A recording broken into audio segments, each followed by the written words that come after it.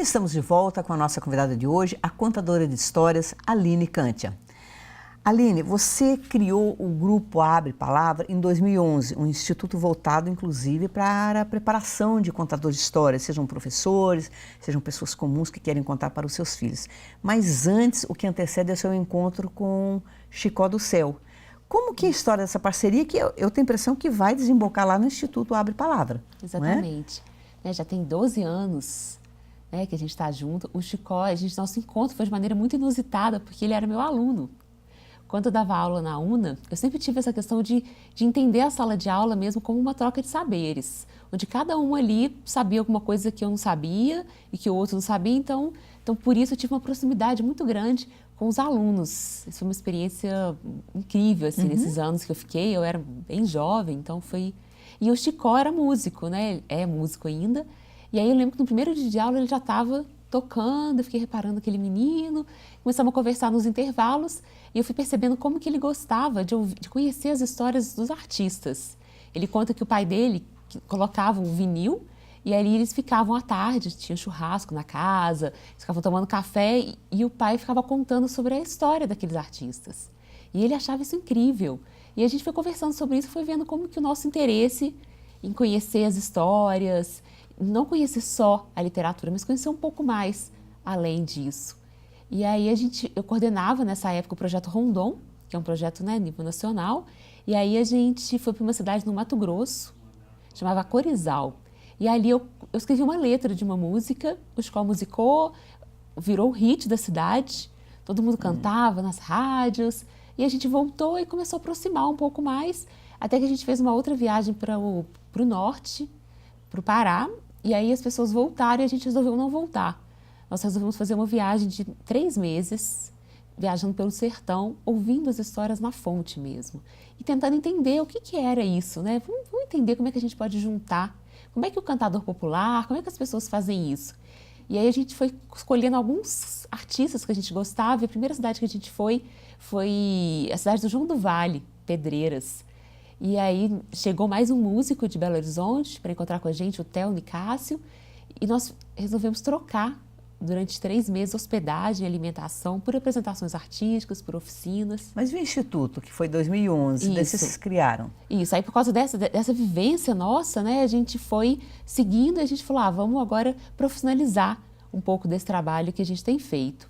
Foi assim que a gente criou o Instituto Cultural Abra Palavra, que a gente percebeu que a gente chegava no lugar, dava uma oficina, fazia uma apresentação e ia embora, mas a gente queria continuar. E a gente percebeu que institucionalizando isso seria uma maneira de conseguir entrar nos editais, de conseguir fazer parcerias públicas, parceria com empresas. E assim a gente criou uma palavra que tem algumas linhas de trabalho, né? Então o Instituto tem a linha de formação, onde a gente forma professores, forma grupos de contadores de histórias, tem o trabalho de criação artística e tem o trabalho de valorização da memória social, né? Que a gente tem feito alguns trabalhos com discos. Sim. Esses dois aqui, inclusive, esse aqui é o primeiro, né, é o primeiro que vocês fizeram. Isso, que é o Contos de Lá, nos Cantos de Cá, que foi uma coletânea. Quando a gente viu que o nosso trabalho estava começando a ficar um trabalho mais maduro já, a gente pegou as histórias que a gente mais gostava de contar e fizemos esse primeiro registro. Isso, ele está à venda? Está à venda. Lá no Instituto, principalmente. Isso, no site do Instituto. E este aqui é o segundo, né? Isso. Esse, na verdade, a gente fez um trabalho a nossa direção artística, Memórias do Pompéu. Pompéu é uma comunidade rural em Sabará. E a gente chegou lá e começou a fazer um trabalho com eles dessa ressignificação das histórias, de relembrar as histórias que eles contavam, e fomos para o estúdio com eles, né? Então, são todas histórias que eles contam. São as próprias pessoas da comunidade. Agora, me diz uma coisa, você que trabalha com isso, com formação de professores, eu também já dei oficina para professores, eu me lembro que eles ficavam muito entusiasmados, né? E aprende, desenvolve mesmo, porque existe uma técnica, né? Que depois nós vamos falar um pouquinho sobre isso. Mas você não acha que falta, da parte do poder público, talvez, uma valorização desse saber que é transmitido pelas histórias, que poderia haver projetos mesmo de inclusão das histórias como atividades nas escolas? Sim, com certeza. Outros braços do Instituto é essa valorização da arte, né, de contar histórias. Que ela possa ser vista como é a música, como é o teatro, como é a literatura. Porque contar histórias usa do teatro, mas não é teatro, não é música. é valorizar a arte mesmo, né? Ela como arte e ela dentro desses outros lugares. Então, né, tem a legislação agora para trabalhar música na sala de aula. E como que é importante esse lugar da escuta, né, esse lugar como uma atividade curricular mesmo, a narração de histórias, tanto na escola como nesses outros espaços, nos centros culturais, nas praças.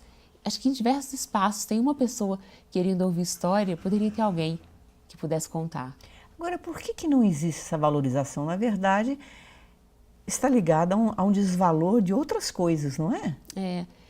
Nos últimos anos, né, nos últimos 10 anos, tem começado, principalmente aqui no Brasil, a ter um pouco mais dessa valorização. Mas eu acho que é porque durante muito tempo ainda ficou ligado só nesse lugar do popular. Né? E durante muito tempo a ideia de popular, ela não era tão valorizada. Né? Então acho que nos últimos anos a gente começa, né, a repensar um pouco, valorizar esse narrador que começa a ter o espaço da sala de aula, onde ele possa ser ouvido também, né, esses outros saberes, né, não só o saber intelectual, o saber erudito, mas esse saber que, na verdade, é o saber que eu acho que é o útero de todos esses outros, né? É o útero da palavra mesmo. Nos últimos anos começaram a ter alguns movimentos de contadores de histórias. Então tem o movimento dos contadores de histórias da Amazônia, de Brasília, né, São Paulo, Rio, no Sul. Então acho que assim, nesses últimos anos estão começando a ter esse movimento que está levando isso como uma política pública. A gente teve já alguns editais voltados para a circulação literária, mas ainda são coisas muito pequenas perto do que pode ser, do potencial que a narração tem. Eu fico pensando, Aline, esses encontros, como teve um em Belo Horizonte, recentemente, internacional, se a contação de história pode até parecer ingenuidade, mas se não seria uma forma amigável da gente conhecer um outro povo, valorizar a cultura do outro. Eu já digo até como uma atividade assim, pacifista, entendeu? Assim, e você se debruçar sobre as histórias africanas, as histórias orientais, e você... É isso, você perceber esse outro através das narrativas, né? Sim.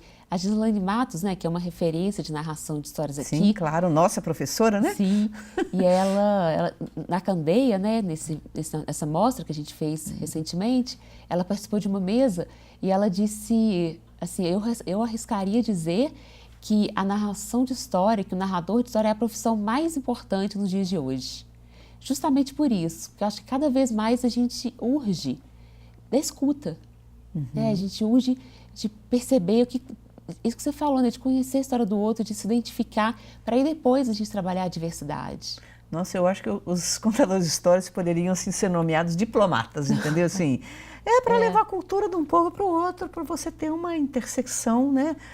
Talvez fosse uma forma até de minorar a violência, mas isso é um voo da imaginação. Mas os griots eram isso, né? Os griots na África, né? Principalmente na região da África Central, eles eram contadores de histórias, eles eram cantadores, mas eles eram muito mais do que isso. Eles eram, inclusive, chamados de embaixadores. Ah, olha, então tem fundamento, tem né? Fundamento, o meu voo aqui. Sim. Não é? A ideia era essa, eles trabalhavam com as famílias, eles eram pacificadores entre uma tribo, entre um espaço e outro. Então, eles tinham várias funções além, né, de contar histórias. E tem essa ideia bonita, né, que eu não me recordo qual dos contadores africanos que fala assim, cada vez que morre um contador de histórias é como se queimasse uma biblioteca inteira. Exatamente, né? o Ampateba diz isso. Exatamente, né? Então, um contador de história, ele é uma fonte de conhecimento, de sabedoria, de transmissão de valores, né? Só que isso, na nossa sociedade, né, da indústria cultural prevalente, de outro ritmo, talvez se perca um pouco. Mas quem sabe, né? A gente está na hora de voltar isso à tona, né? Quando a gente fez, né, o Abra Palavra, fez a mostra Candeia, que foi esse primeiro encontro que colocou Belo Horizonte nesse circuito, né, internacional de narração, eu percebi como que as pessoas estavam carentes dessa escuta. Né? As pessoas saíam de lá contando histórias umas para as outras, empolgadas, pensando nisso, assim. Olha, nunca pensei que uma coisa que às vezes eu acho que é para criança, que acontece só lá na escola, só na biblioteca, mas não, como que para mim também é importante. Né, de eu conhecer o que se passa em outro lugar. Isso mesmo. Bom, vamos fazer outro pequeno intervalo e nós voltamos então daqui a pouco já falando sobre a técnica, o estilo da contação de histórias, que é uma arte de cada um. Até já.